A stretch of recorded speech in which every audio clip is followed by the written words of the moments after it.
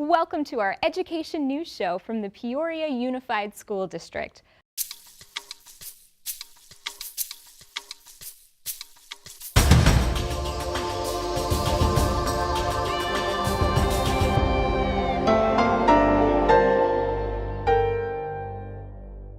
I recently spent time with the culinary arts students from Peoria High School as they were whipping up some delicious holiday treats. Let's take a look.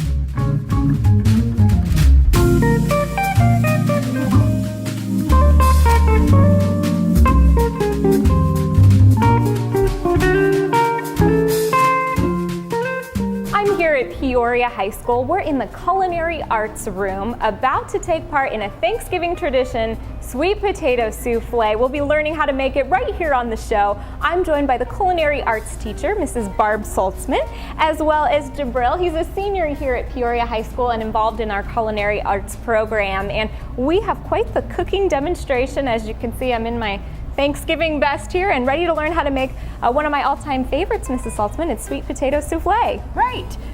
Well, what you need to do is you need to buy a few sweet potatoes. It'll probably take about 4 of the sweet potatoes. And I took them and I placed them on a cookie sheet. Okay. And I pierced them just to let the steam out. And I let them cook at about 350 for about 25 minutes until they're soft. You want them soft because we will be taking a potato masher and mashing them. And so we did that. And now Jabril's going to go ahead and show you what to do with it when it comes out. So these are the cooked sweet potatoes that we have here. Right. Okay.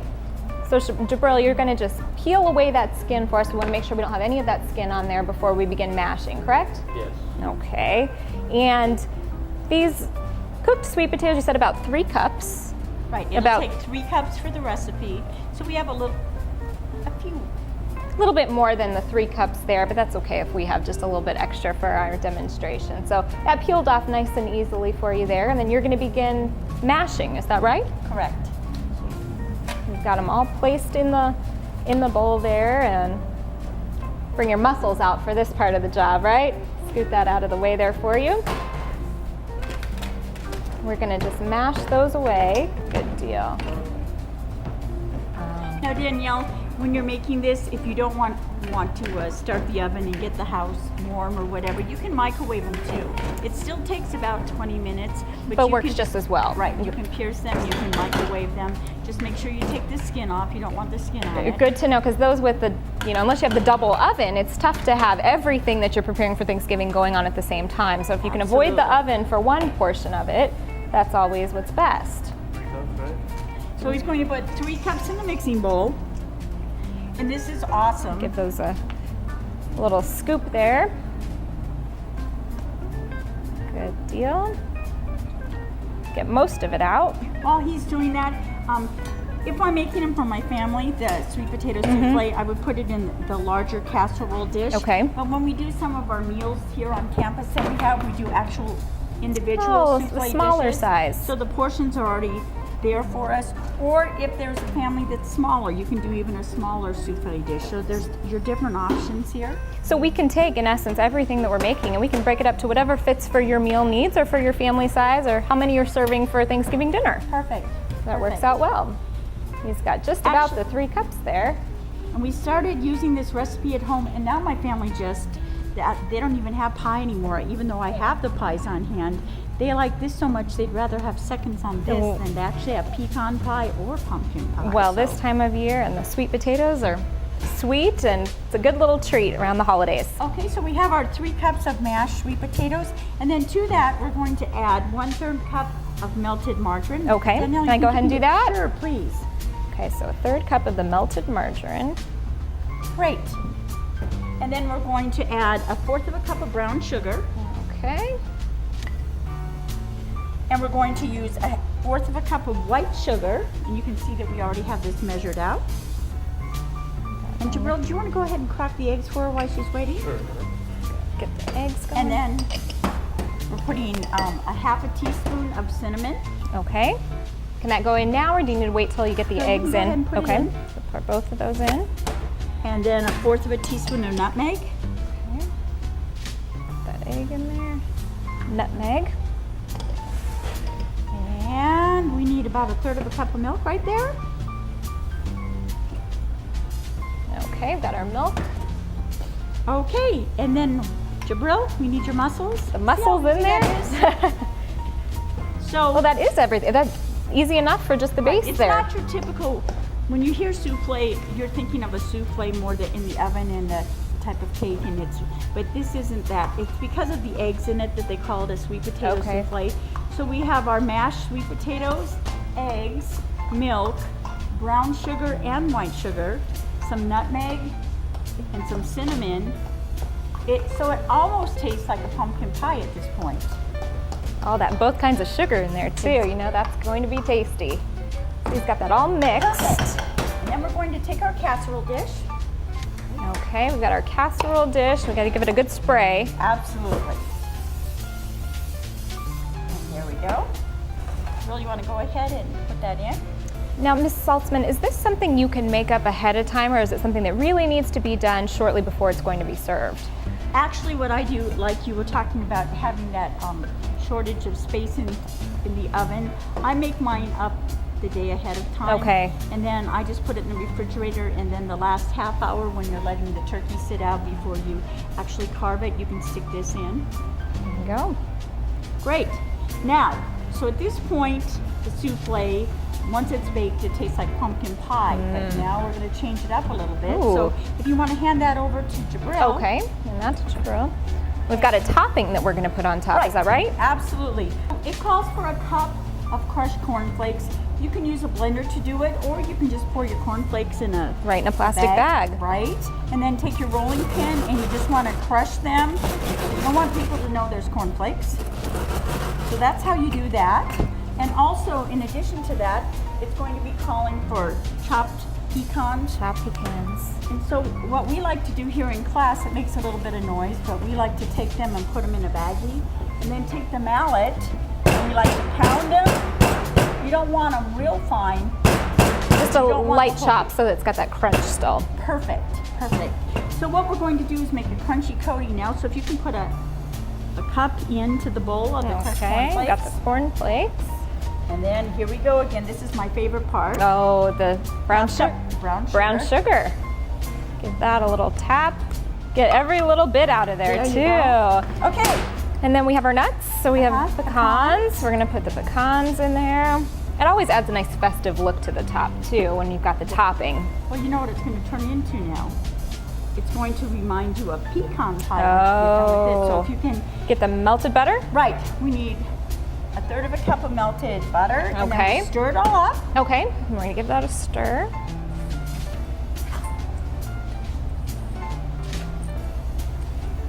And this is delicious. It looks absolutely wonderful, and it smells even better. I can only imagine what it smells like when it comes out of the oven, but we will find out here soon enough. And I actually cheat.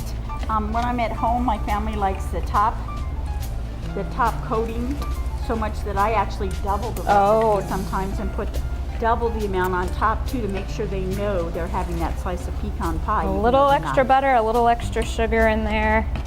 Just adds to it. So we've got it nice and mixed. Good. And now what you have to take is go ahead and spread it on. Okay. Jamal, I might let you do this actually. You're in that position right there, so you spread that on. We get that nice and even across the top there.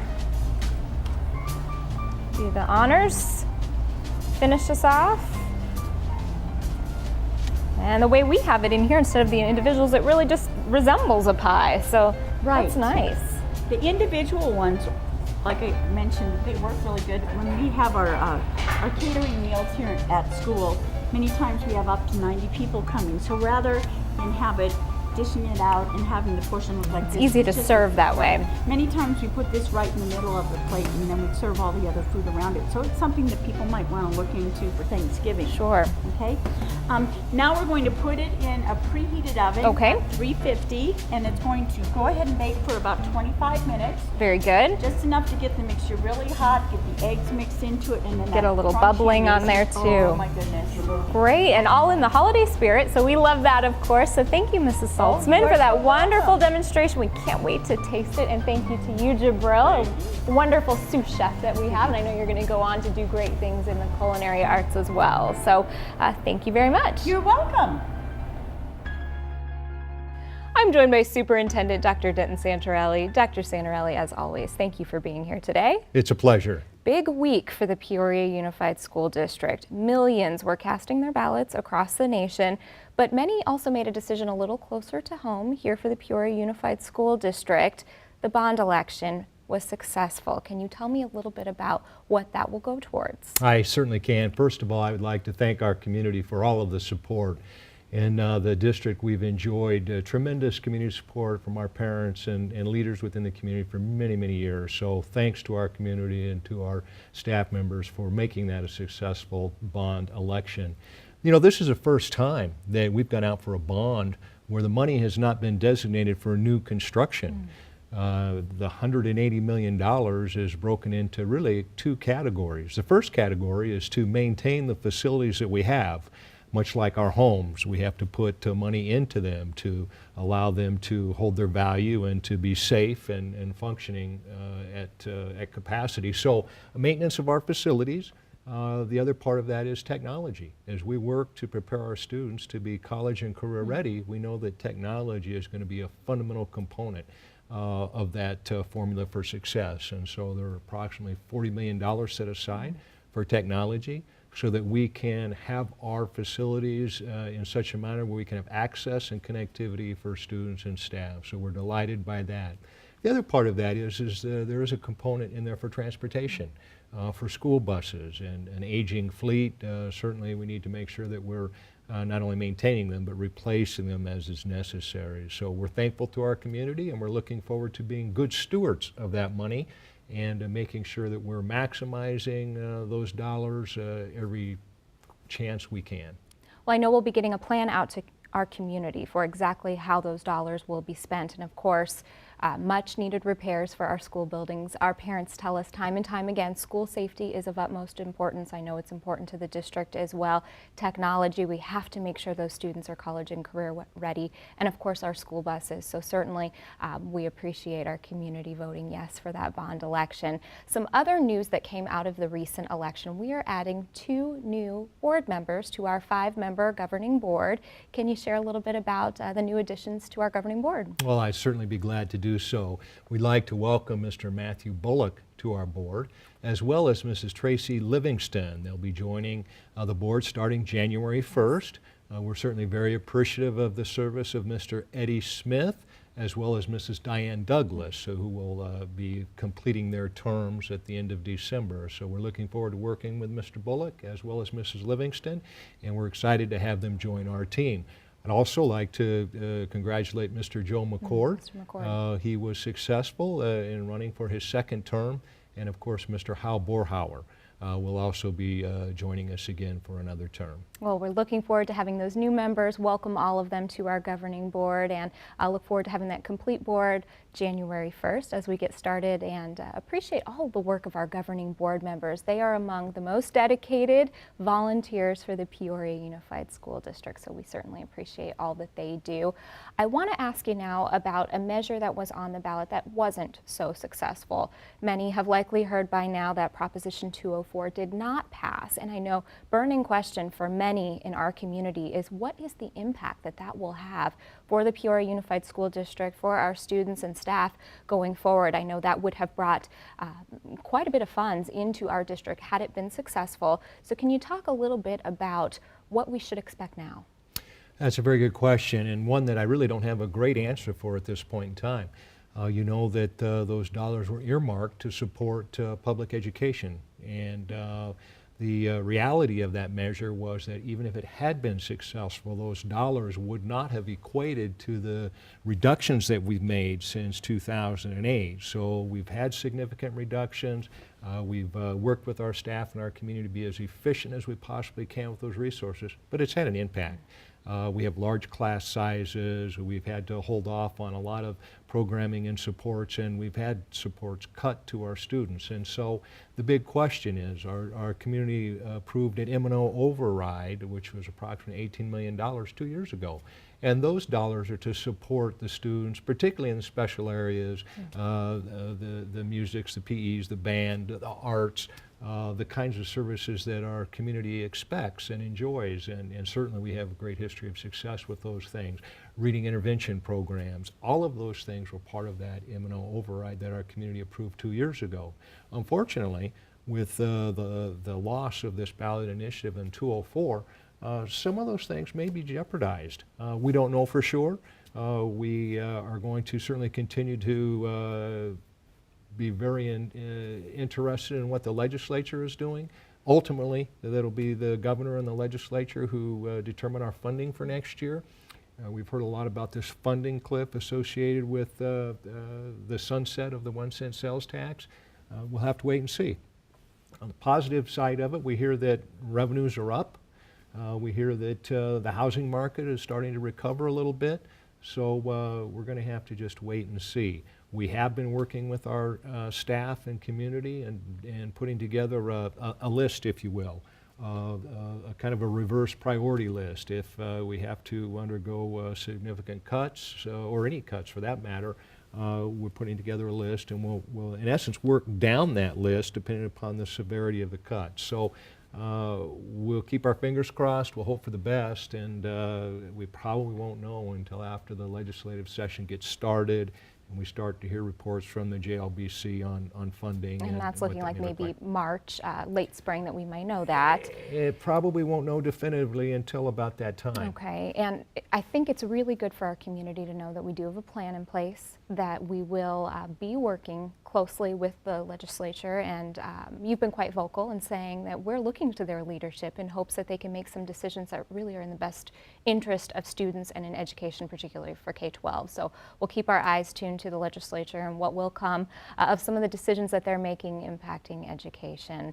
I want to touch on, before we let you go today, Dr. Santarelli, the Community Education Forum. I know the district has done so many things to make sure parents in the community are connected. Can you give me just a real quick recap on how that forum went just a few weeks ago? I'd be glad to. Certainly, it's the cornerstone of the success of this district is our ability to engage our community, and we place a high priority on that. We had our second annual, at this point, the Community Education Forum, and we received very quality feedback in a number of areas. Student safety is always something that they're very interested in. You know, we're transitioning to this Common Core, and so we certainly had some rich dialogue about Common Core and preparing students for career in college after they graduate. We also had some conversation about our strategic plan. Our strategic plan is at a point where we are refreshing that, and we received some very good feedback from our patrons on that process. There were other items that were part of that forum, but I think it's also noteworthy that we really took advantage of technology. We not only live streamed the forum, but we also allowed those that could not be there personally to participate via the internet. Interestingly enough, we had some participating from Hawaii and even I think San Francisco. So faraway places, people were tuning in and participating in that forum. So great success, one that we want to continue to build upon as we move forward. You know, one other thing, if I could go back to the bond, we also asked our site councils to give us feedback on how we should spend bond dollars on our campuses. And so back to your communication plan, back to our schools, we certainly want to make sure that we're funneling that information back through our site councils so that they're aware of how that's going to be rolled out. Good. We certainly take advantage of those site councils on each of our campuses. Our community as a whole, we appreciate their feedback in the Community Education Forum. Dr. Santarelli, always a pleasure having you. Thank you for sharing that valuable information. We'll look forward to future updates from you. Thanks for having me. It's the holiday season, and I'm here at the Peoria Unified School District office. We hope you'll join us here on December 31st to consider making your last-minute tax credit contribution.